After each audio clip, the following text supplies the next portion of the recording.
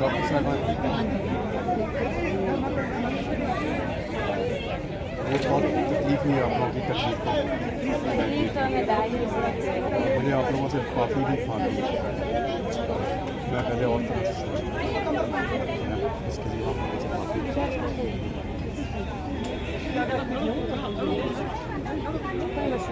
हम दरगुजर करने वाले हैं।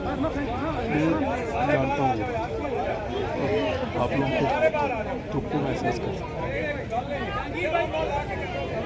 वो ठीक है, हाँ जी मैं बहुत पहले तो बहुत बेहतर हूँ मैं ठीक हूँ।